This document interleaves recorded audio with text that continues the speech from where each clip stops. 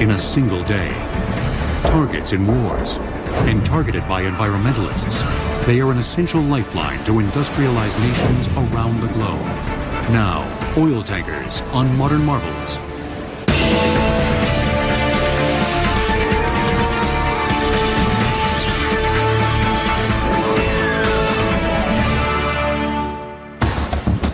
Longer than most skyscrapers are tall.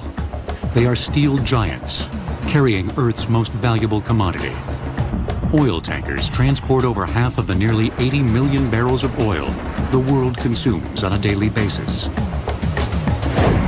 In an oil-dependent world, no nation consumes more than the United States.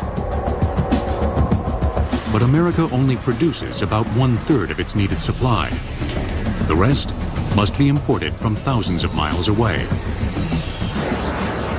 Regretfully, oil is found in some locations that are a great distance from markets such as the United States and in Europe. And the only way to move that is either by ship or by pipeline. Oil tankers come in a range of sizes and are classified by their DWT, or dead weight tonnage, which is a tanker's weight when fully loaded. The 5 dominant classes are named Panamax, Aframax, Suezmax, Very Large Crude Carriers, or VLCCs, and Ultra-Large Crude Carriers, or ULCCs. The latter two are more commonly referred to as supertankers. In some cases, a tanker's classification name also specifies the region in which it can safely operate when fully loaded. For example, a Panamax is the largest tanker that can pass through the Panama Canal. A Suezmax is the maximum size tanker that is permitted to transit the Suez Canal. Larger tankers, such as supertankers, have drafts that are too deep and must use alternative waterways. Although oil tankers come in a variety of sizes, they're all built for one singular purpose: to carry oil. Lots and lots of oil. And this lone intent is reflected in the tanker's design. Beneath the steel skin of an oil tanker are a series of tanks subdivided by bulkheads. In a large-sized tanker, tanks are generally divided into 3 compartments that extend the width of the hull, and as many as 40 compartments that extend the length of the hull. The reason for doing that is to prevent the cargo sloshing and to provide stability. I think often the easy way of explaining it is if you were to carry a large bowl of water, I think one becomes very conscious of the fact that it's difficult to maintain the stability. If you can subdivide it by putting in divisions, it makes it a much more stable cargo. Aft of the cargo tanks, at the stern of the ship, is a lone tower known as the superstructure, which houses all the necessary control rooms and crew accommodations. The remainder of a tanker's deck is an array of pipes used to transport oil, either into or out of the tank compartments below. As soon as an oil tanker leaves port, it becomes an entirely self-sufficient floating city, capable of producing all of its own electricity.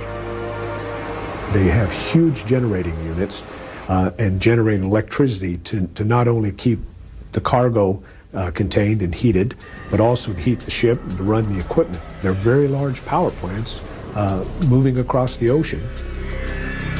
And the larger the tanker, the more easily it can slip through the water. Therefore, a VLCC requires only a single 30,000 horsepower diesel engine for power. The propulsion system consists of a single propeller and rudder, capable of moving a fully loaded VLCC at a speed of 15 knots. Auxiliary generators produce the ship's electricity. Tankers, by nature, are the most energy efficient of all vehicles. In terms of energy per ton-mile of the goods transported, we're moving it at a cost of about 2 cents per gallon. So at the gas pump, the actual price we're paying for gasoline has about 2 cents for having transported the oil. At At a port in the Pacific Northwest, the Suezmax tanker British Harrier is in the process of offloading cargo to its Cherry Point refinery. The crude we're carrying is from Argentina and it's called Escalante. We carry 1 million barrels. What's that equivalent to? Probably 35 million gallons or so. It's a lot of oil. Although the Harrier looks safe in the calm waters of the port, offloading is actually one of the most dangerous aspects of its journey. Certainly, this is the risky part. We change the condition of the vessel greatly. This is a dynamic process, and it requires careful monitoring to avoid incidents, accidents, bad things, really. During cargo discharge, combustible gases are present on the deck of the ship. A single spark can lead to a catastrophic explosion. Crude oil is offloaded by huge steel pipes that extend the length of a tanker's center compartments. Additional pipes branch out from the main pipes in order to reach cargo in the starboard and port tanks. When the vessel is ready to discharge, hydraulic pumps create a vacuum inside the steel pipes, sending the cargo to more pipes that run along the ship's deck. From there, the oil is sent to a refinery or storage container via additional conduits. The discharging process for the Harrier will take 30 hours to complete. We'll have to run our pumps carefully to get as much out as possible. And I can assure you this vessel is going to be dry as popcorn at the end of the operation. But even after its combustible cargo has been emptied, the Harrier can still be a dangerous place. The power of the sea is so great. You've really got to watch the weather, because if you're doing full speed and the weather does deteriorate, the combined force of the weather hitting the ship can do a lot of damage. It can take steel structures on deck just away. To avoid accidents, sophisticated navigation tools are essential. On this ship, you can actually program the ship to alter course itself. The navigation with GPS, and that's accurate up to 50 meters. So yeah, you just read off a dial and there you are. Besides the weather and combustible cargo, the crew of the Harrier must battle one more hazard of sea life: boredom. It can be boring, especially oil tankers. They're at sea for long periods. They load offshore, they don't go into port as often as container ships or bulk carriers, and they can tend to be boring.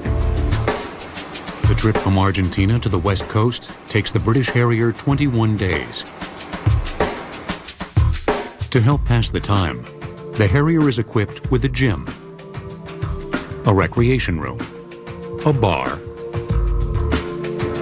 a full kitchen with chefs, a dining facility, and a complete complement of musical instruments. You gotta have a love of the sea. You need an attitude, a certain attitude to do this job. You got to love it. You got to love the job to do it, I suppose. The British Harrier exemplifies the efficiency of the modern oil tanker. But achieving this level of efficiency took the industry over 100 years and 2 world wars. With a deadweight tonnage of more than 564,000, the Yari Viking is the world's largest oil tanker.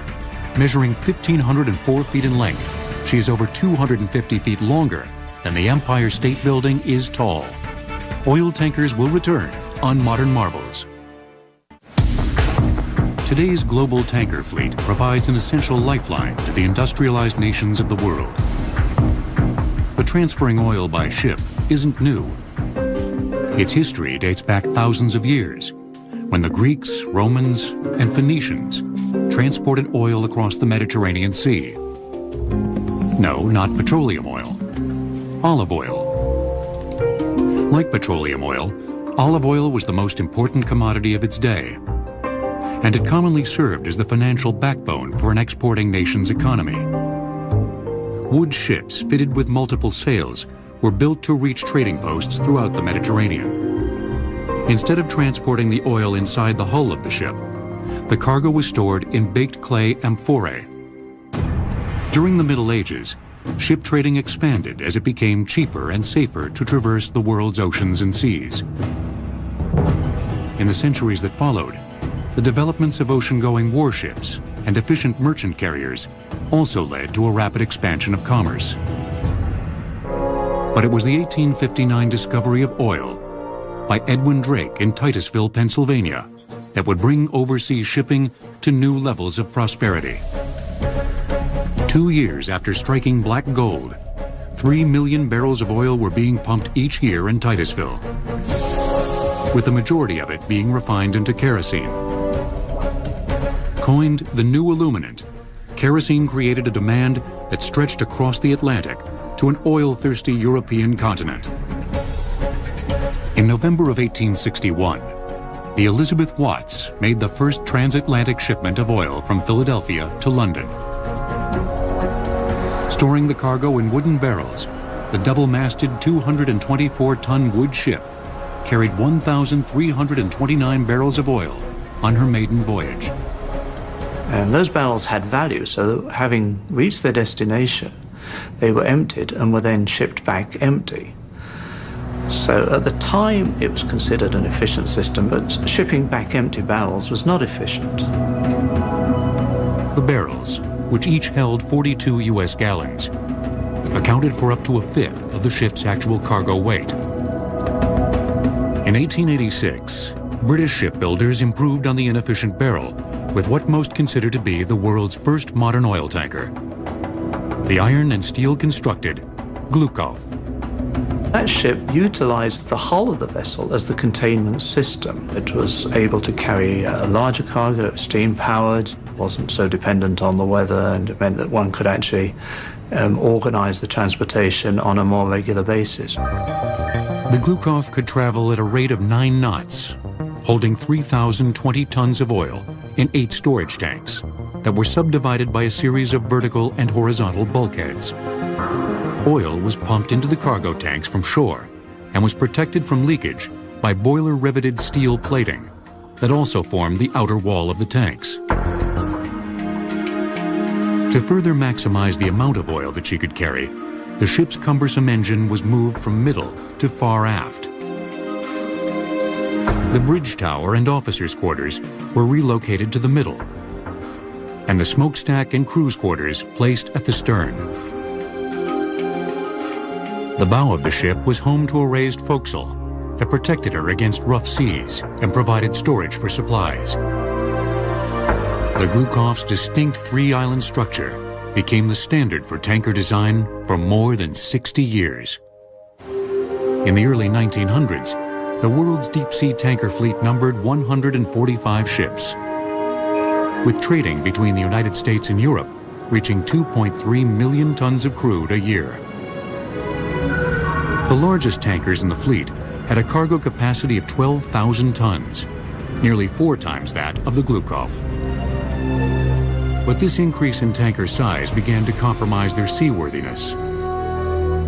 Sir Joseph Isherwood came up with a solution in 1906. When the ship's going through the waves, it's moving up and down and bending in a longitudinal way. And the Isherwood system was developed to provide some longitudinal rigidity to help the vessel in terms of its bending. Before the Isherwood design, ships were built using numerous transverse frames, which formed the ribs of the ship. In Isherwood's design, the ship's frames ran fore and aft, along the length of the ship, parallel to the keel. The frames were then connected to the keel by vertical bulkheads, which also divided the tanks. By 1914, 276 ships had incorporated the Isherwood design.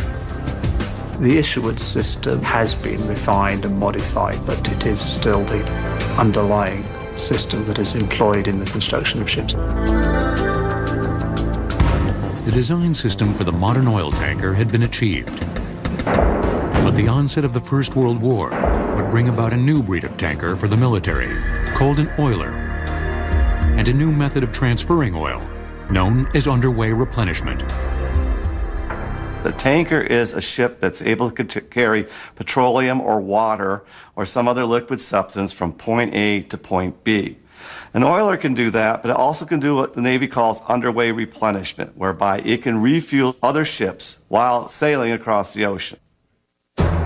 In World War I, the strategy of the German Navy focused on Britain's dependence on oil imports to fuel its war campaign. Germany's new weapon, the U-boat, set up a blockade in the North Atlantic to cut off Britain's oil supply.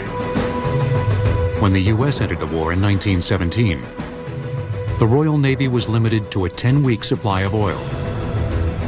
With little time to spare, the U.S. Navy sent a fleet of destroyers to assist the embattled British fleet. These destroyers had a very limited range. They could just barely make it across the Atlantic. To ensure that they wouldn't have any problems, the Navy arranged to have them be refueled in mid-ocean by one of the Navy's oilers. Before the Forte US has the heated steering wheel. Oh, I know. Can I get us over there, Grill Master? Yeah, no problem. Good, buddy? No problem. Hey, can I have a drink? Sure. Chicken ammo too? Yeah. Fruity beverage?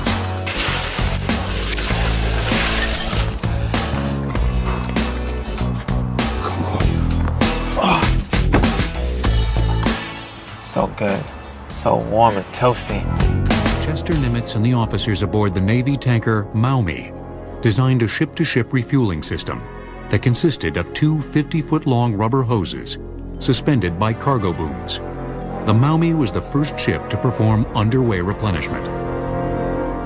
The advantage of underway replenishment is that the fleet or Navy formation can keep steaming while it is refueling, as versus having to go to a port somewhere and spend the time to refuel and then proceed on to its destination. By July 5th, 1917, the Maumee had refueled 34 destroyers headed for Europe. They helped break the German U-boat blockade. The significance of refueling these destroyers was it was the first time that anyone had refueled ships at sea in a tactical operation. And it was the forerunner of something that would happen again and again, especially in World War II. In the mid-1930s, war clouds began to form again on the global landscape.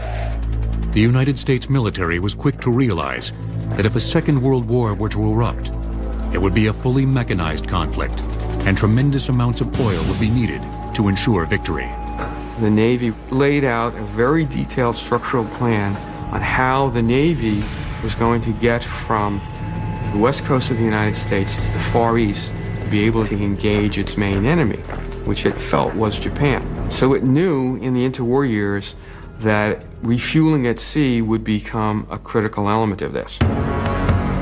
The Navy needed a fleet oiler in a hurry and looked towards the commercial tanker industry for assistance. In 1939, the Navy purchased the 553-foot tanker Cimarron from the Standard Oil Company. She was a very unusual ship. She was fairly large, but more importantly, she had twin screws. It's a very fast ship with a bulbous bow. They allowed the ship to have a speed of 18 knots at a time when 14 or 15 knots was the norm for a fast commercial tanker. And this speed was very important because this would allow the ship to steam with the fleet. The Cimarron became the prototype fleet oiler for the Navy.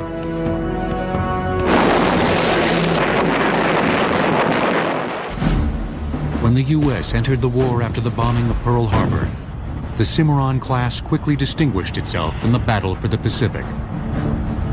The real significance of the Cimarron class was that it permitted the United States to conduct the famous carrier raids that we're all familiar with. It's a little-known fact that every one of those raids was accompanied by an oiler. And this was because the destroyers all had to be refueled at sea, because they had limited range vessels. In addition to refueling at sea, the U.S. military needed to transfer millions of gallons of oil to the thousands of tanks, trucks, and planes that would be needed in Europe and along the Pacific fronts. Tankers were always a prime target of U-boats because they're important ships. Their cargo is important, so whenever a submarine saw a tanker, it would always go after it. The Allied forces were faced with the challenge of building tankers faster than the Axis powers could sink them. Their answer was the T-2 tanker. It was a standard design which allowed the ships to be built very quickly. They actually would construct segments on shore and then bring them to the building yard. And each time they built a tanker, they learned how to build it faster or quicker. About 525 of them were built throughout the war. They could do about 15 knots. They could carry all forms of petroleum. They were very instrumental in being able to support our forces overseas with large amounts of petroleum products. By the end of the war, the Navy's oilers and tankers have provided an invaluable lifeline of fuel to the Allied forces. While the oil tanker of World War II had achieved new levels of performance and size, a booming post-war economy was about to give rise to the oil tanker tycoon and the dawn of the supertanker. During the invasion of Okinawa in World War II, oilers delivered over 10 million barrels of fuel oil to the fleet at sea by underway replenishment. Oil tankers will return on Modern Marvels. The end of World War II marked the beginning of unprecedented growth for the United States economy. Post-war Americans wanted to drive fast and travel far. By the early 1950s, American imports of petroleum products exceeded exports for the first time. Oil companies and ambitious entrepreneurs were eager to feed America's high demand for oil and took advantage of a unique opportunity. After the Second World War, the U.S. government has over 600 tankers of all sorts. The American oil companies put pressure upon the U.S. government to sell off these surplus T-2 tankers. So for about 4 years, the United States sells over 400 of these 600 tankers to American and foreign oil companies. Many of the T-2 tankers were retrofitted by their new owners so that they could carry more cargo. Using a process called jumboizing, the ships were cut in half, and an extra section was added to the middle, thus doubling the tanker's storage capacity. The 1950s also saw a trio of independent shipping tycoons begin to stake their claim in the burgeoning oil trade. Greek shipping magnates Aristotle Onassis and Stavros Niarchos joined American Daniel Ludwig in an unofficial competition over who could lay claim to the title of owner of the world's largest tanker. The competition that existed between the various independent owners was just probably as much ego as it was economics of the day. There was a lot of status carrying, I now have the world's largest tanker. American ship owner Daniel Ludwig chose to go overseas to the Kure shipyards in Japan to build his tanker fleet. That was a surprise to the industry worldwide, because historically the ships were either built in Europe or they were built in the United States. And all of a sudden Japan came in as a third competitor. In Japan, Ludwig found a country desperate for industry and a highly skilled workforce with a proud tradition in shipbuilding. As Ludwig began to build his tanker fleet, Greek shipowner Aristotle Onassis grabbed the title of world's largest tanker owner with the launching of the Tina Onassis in 1952. His Greek rival, Stavros Niarchos, bested him in 1955 with the 47,000 deadweight ton vessel, Spiros Niarchos. But it was political instability in the Middle East that would bring tanker tonnage to unprecedented levels. The Suez Canal, which links the Mediterranean Sea with the Red Sea, provides the shortest shipping route from the oil-rich Middle East to ports in Europe and the United States. In 1956, Egypt nationalized the previously unrestricted passageway. Israel, which relied heavily on the canal for trade, considered this a threat. Joined by Britain and France, Israel declared war on Egypt. The conflict left ships scuttled along the vital waterway, and the canal was closed. Ultimately, the United Nations settled the conflict, and the canal was reopened. But the tanker industry felt it could no longer rely on the political instability of the passageway. There was a realization that the oil that was moving from the Middle East to Europe, to the United States, had to come around South Africa, around the Cape. The route around the Cape of Good Hope and then north to Europe or the US added as much as 11,000 miles round trip to a tanker's voyage. To maintain the normal flow of crude to both continents, tanker tonnage had to increase by nearly 100%. The industry was left with two alternatives: either build a large fleet of small vessels or a small fleet of large vessels. The decision came down to the economics of scale. If you had a box 10 foot by 10 foot by 10 foot, there's let's call it feet, there's 1,000 feet within that box. If you go 20, 20, and 20, it is 8 times the volume. So it's not linear. By just doubling the size, you create huge amount of volume. And there was a rush to build a lot of large tankers, super tankers at that time. A large part of the industry said this is the future. After the closure of the Suez Canal, Daniel Ludwig set the maritime world abuzz by breaking the 100,000 deadweight ton barrier with the launching of the Universe Apollo. The supertanker was born. Around this same time, a dramatic change began to take place in tanker design. The three-tower arrangement that originated with the Glukov was combined into one superstructure, placed at the stern, leaving the entire forward hull for tank space. As maritime engineers began to transform the tanker's design, deadweight tonnage barriers continued to fall. In 1966, the Idemitsu Maru became the first tanker to eclipse 200,000 deadweight tons, becoming the first VLCC, or Very Large Crude Carrier. Just 1 year later, the Suez Canal closed again, this time for 8 years. The industry's gamble in building supertankers had paid off. And Daniel Ludwig was ready to push the envelope of size even farther. In 1967, he unveiled the 300,000 deadweight ton Universe Ireland. Ludwig had once again established a new record in tanker tonnage. The Universe Ireland became the first ULCC, or ultra-large crude carrier. Ludwig's landmark achievements, breaking the 100,000 and 300,000 tonnage barriers, gave him the recognition among his peers as the father of the supertanker.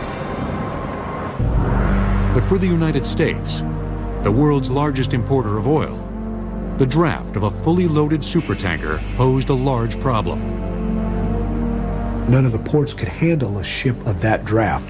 So what we find happening still today in the United States is these larger crude carriers come in, they stay offshore 20, 30 miles, and they actually do what we call lightering, which is take the oil from the large ship and actually put it on a smaller ship, which does have the draft to allow it to go into these ports. Lightering typically takes place while both ships are underway. Maneuvering the smaller ship alongside the larger tanker can be dangerous. This is a lightering fender. What we use them for is to keep the two ships that are lightering from coming in contact with each other. As you can imagine, the size of these is tremendous because there's tremendous forces involved in bringing two full-size tankers together that are carrying perhaps 300,000 tons of cargo each. We don't want them coming into contact at sea. With the fenders in place, the ships are moored alongside each other. After checking to make sure the tankers are secured, rubber hoses measuring up to 90 feet in length are transferred over to the lightering vessel. Typically, cargo is offloaded using a 250 psi pump, which can transfer oil at a rate of 30,000 barrels an hour. By the 1970s, the growth of the tanker industry appeared limitless. But this burst of growth would soon be stunted by a series of supertanker explosions and several devastating oil spills. A fully loaded supertanker traveling at a speed of 16 knots needs up to 20 minutes to stop. Our new Forte has the heated steering wheel. Oh, I know. Can I get a soda there, Grill Master? Yeah, no problem. Good, buddy? No problem. Hey, can I have a drink? Sure. Chicken ammo too? Yeah. Pretty beverage?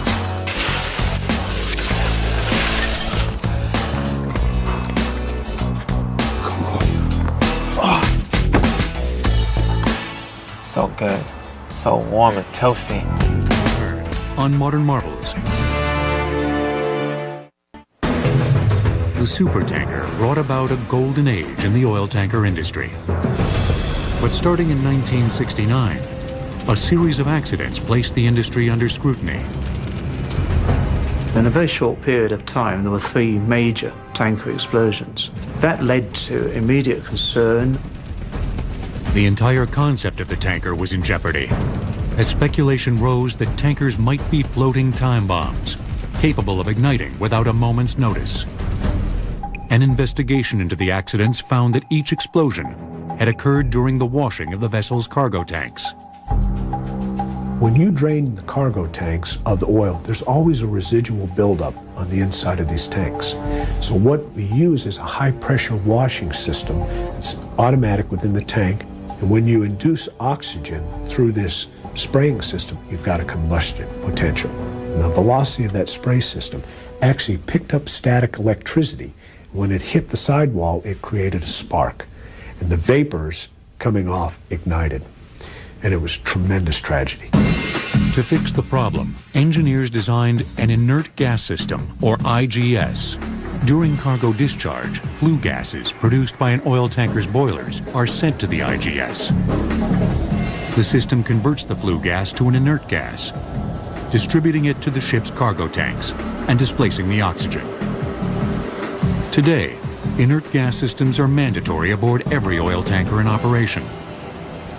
After the supertanker explosions of 1969, the industry would soon endure another crisis. By the mid-1970s, world demand for oil products began to taper off. The industry, which had greatly increased its tanker fleet due to the closures of the Suez Canal, was suddenly left with a surplus of ships. A lot of the ships that were built in the late 70s in particular went straight to layup. Several of those ships were never used, and in fact within a handful of years many of those ships were sent for demolition, for recycling, without ever having carried a cargo. By the late 80s, the demand for oil products was again on the rise. New tankers were being built, and the industry showed signs of a full recovery. But its momentum would be short-lived, as an environmental disaster was about to change the industry forever. Since the dawn of the supertanker, hundreds of millions of gallons of oil have been spilled in oceans throughout the world. But no oil tanker spill has had a greater impact on the industry than the grounding of the Exxon Valdez in 1989. On March 24th, the single-hull Valdez hit a reef, fracturing its hull. The result was the leakage of approximately 11 million gallons of its cargo into a pristine environment. The Exxon Valdez severely damaged the local environment around Prince William Sound in Alaska. The oil then drifted to the west and continued to damage coastline along Alaska. It killed many animals outright, from birds to seals to sea otters, and then continued to damage fish populations and other aquatic populations. The Exxon Valdez oil spill was regretful, not only for Exxon itself, but for all the industry. But what it taught all of us is even though we were operating as safely as possible with the emergency response equipment that we thought was adequate, we learned that we needed to do even more. After the grounding of the Valdez, public outcry and political pressure led to new legislation for tankers entering U.S. waters. The Oil Pollution Act of 1990 effectively mandated the introduction of double hulls. The double hull basically provides for protection from collisions and groundings. And those incidents represent something like 50% of the incidents that tankers are involved with. So the double hull is providing immediately an enhanced level of protection. OPA 90, as it's known throughout the industry, requires all tankers entering U.S. waters to be double-hulled by 2015. However, in Europe, the tanker spills of the Erika, and later the Prestige, created a new set of legislation from the International Maritime Organization. The Prestige was an incident that occurred in November 2002 off Spain. Unfortunately, it led to a very bad pollution, very major pollution of the beaches of Galicia. It also led to a lot of new legislation. It has led to an accelerated withdrawal, forced withdrawal of single-hull tankers. The international mandate, which has not been adopted by the United States, requires tankers to be completely double-hulled by 2010. But the tanker owners doing business in U.S. waters have more immediate concerns than the double-hull deadline. They have to make sure their current fleet of tankers can pass the stringent maritime regulations enforced by the U.S. Coast Guard. The U.S. Coast Guard has the unique responsibility for being the maritime service that protects America's waterways, ensures safety and commerce at the same time. When the Coast Guard comes aboard a tank ship, our concerns are to make sure that the vessels don't create a pollution hazard to the area.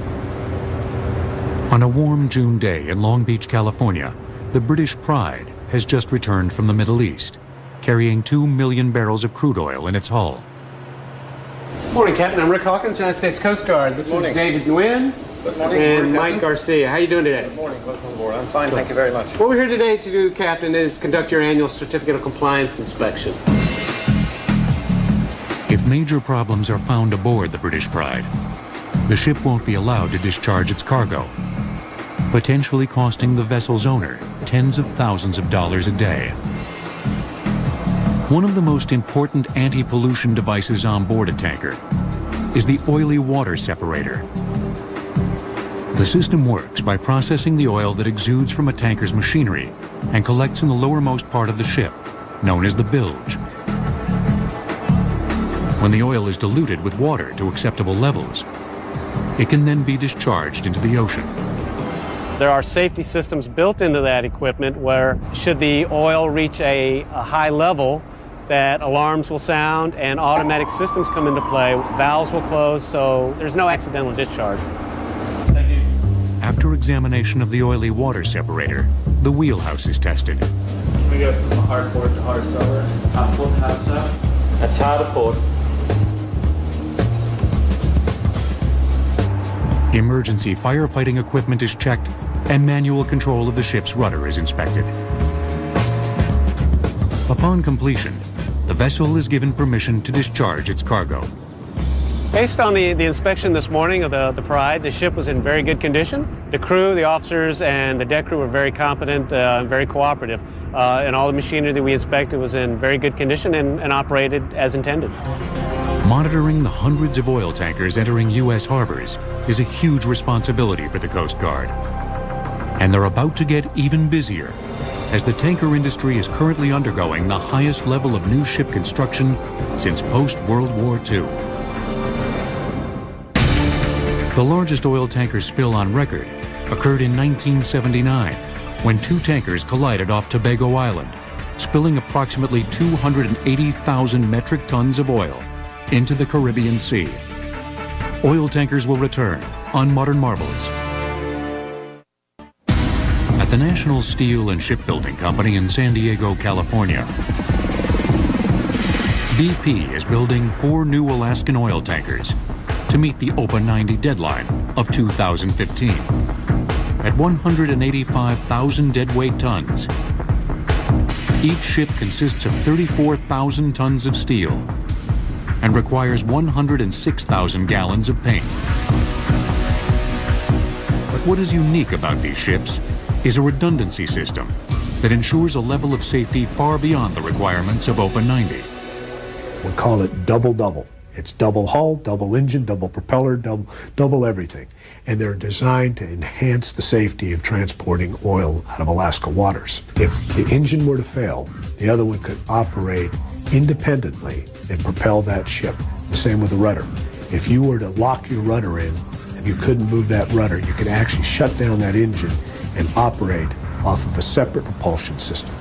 The rebuilding of BP's tanker fleet will... Each Alaskan tanker will cost nearly $250 million. But BP has found at least one way to help offset the cost. Oil tankers reserve several tank compartments to store seawater. This is used to ballast the ship after cargo is discharged. If you take a simple idea of an outer wall and an inner wall that we now call the double hull, you can use that space for ballast.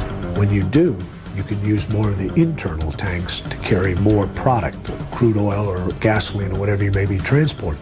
You actually get more efficient use of the space. The Alaska Frontier will be the first of BP's new Alaskan-class oil tankers to begin service. I named the Alaskan Frontier. When the Alaska Frontier sails, it will be the safest tanker sailing in U.S. waters. However, BP isn't the only company that is undergoing a massive rebuilding of its tanker fleet.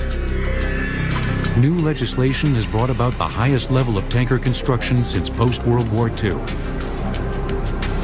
The reason is the industry, ahead of the deadline, is beginning to build their double-hull tankers around the world. By 2010, which is still 5 years before the requirement for all double-hull, approximately 85% of the world's oil tanker fleet will be double-hulled. Addicted to oil.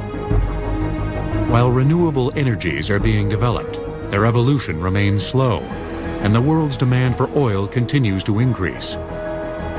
But oil is a non-renewable resource, and its supply will one day be exhausted. Today we're talking about oil being available certainly for another handful of decades, 20, 30, 40, 50 as routinely talked about. So for the tanker owner, there is not a real concern today that the world is about to stop shipping oil. In parallel with the exploration of oil and the utilization of oil, gas is becoming a substitute in many cases for oil. It is the growth industry in terms of an energy source. It's cleaner, it burns more efficiently, and has a huge role to play in reducing greenhouse gases and emissions around the world. Transporting natural gas to the United States will be the job of the LNG, or liquid natural gas tanker. LNGs store the gas in liquid state by cooling it to a temperature of minus 256 degrees Fahrenheit. In addition to their more environmentally friendly cargo, LNGs are less polluting than oil tankers, using mainly natural gas for propulsion. And at 900 feet in length, with a draft of 36 feet, LNGs can enter ports that would be restricted to most large-sized oil tankers. While the current LNG fleet numbers just under 200, that number is expected to increase in the coming years. Some reports suggest that by 2050 there will be as many LNG carriers, 450, 500, as there are very large crude carriers, oil carriers today. Although oil tankers remain the most important energy lifeline to the world, the increase of the LNG fleet signals that its tenure of dominance is limited. Declining oil reserves combined with a global increase in energy consumption will inevitably force the proliferation of alternative fuels. As alternatives emerge, as we start to develop other ways to get around in our cars, hopefully tankers will become obsolete, hopefully refineries will become obsolete, and we will get off of our oil addiction. But the footprint left behind by these steel giants will endure for generations to come. I think in the future there will be a realization that it was indeed a marvel of the time, a necessity of the time. It's an industry that continuously improved, that used innovative techniques to make the movement of hydrocarbons even safer, that supplied much needed energy to places that before ships were built the way they are, we couldn't get the energy to them. The oil tanker will forever be linked to the spectacular growth of the petroleum industry. It will serve as a reminder of a time when nations depended on oil from thousands of miles away. The industrialized world.